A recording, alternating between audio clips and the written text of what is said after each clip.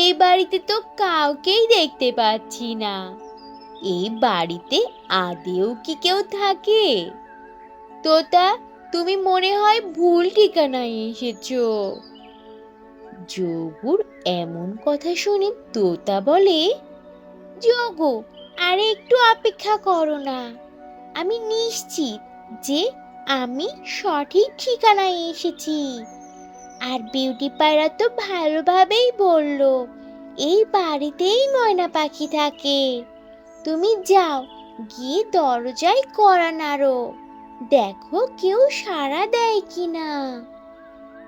তোতার কথা মতো তখন যোগু গিয়ে দরজায় কড়া নাড়তে থাকে আর বলতে থাকে, বাড়িতে কেউ কি আছেন? দরজাটা একটু খুলে দেন না। কেউ কি ভেতরে আছেন? বাড়িতে কেউ নেই কি? কেউ কি আমার কথা শুনতে পাচ্ছেন না? যোগু এমন ভাবে নক করতে থাকে। তখন ভেতর থেকে টোনা টুনি এসে দরজা খুলে দেয় আর রাগান্বিত হয়ে বলে, আরে আরে, কে তোমরা? আর এই ভর দুপুর বেলা আমাদের দরজায় কড়া নেড়ে আমাদেরকে কেন বিরক্ত করছো? কি চাচ্ছ তোমরা, হ্যাঁ? টোনার কথার উত্তরে তখন যোগু বলে, আসলে আমরা ময়না পাখিকে খোঁজ করতে এসেছিলাম। ময়না পাখি কি এই বাড়িতে থাকে?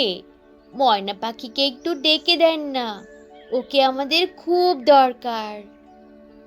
যোগুর কথা শুনে টোনা বলে, হ্যাঁ, এটা ময়না পাখিরই বাড়ি, আর ও এই বাড়িতেই থাকতো। ময়না পাখি হলো আমার মরে যাওয়া বড় ভাই ভাবির একমাত্র মেয়ে, কিন্তু সে তো অনেক আগে এই বাড়িতে থাকতো, আর এখন সে এই বাড়িতে থাকে না।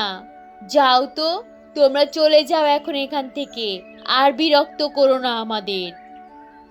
টোনার কথা শুনে তোতা অবাক হয়ে বলে, কি বলছেন কি আপনি? ময়না পাখি তার নিজের বাড়িতেই থাকে না? ব্যাপারটা ঠিক হজম হলো না আমার। এমন সুন্দর নিজের বাড়ি রেখে ময়না পাখি কোথায় গিয়েছে শুনি? তোতার কথা শুনে টুনি রেগে গিয়ে বলে, আমরা ময়না পাখিকে মানসিক হাসপাতালে পাঠিয়ে দিয়েছি, বুঝলেন? তো বন্ধুরা, এই ছিল আজকের গল্প। গল্পটি থেকে কি শিক্ষা পেলে তা অবশ্যই কমেন্ট করে জানাবে। আর ভালো লেগে থাকলে একটা লাইক করে দেবে। আর এখনো যদি চ্যানেলটি সাবস্ক্রাইব না করে থাকো, তাহলে এখনই লাল রঙের বাটনটি চেপে চ্যানেলটিকে সাবস্ক্রাইব করে দাও আর অল দি নোটিফিকেশন প্রেস করে রাখো।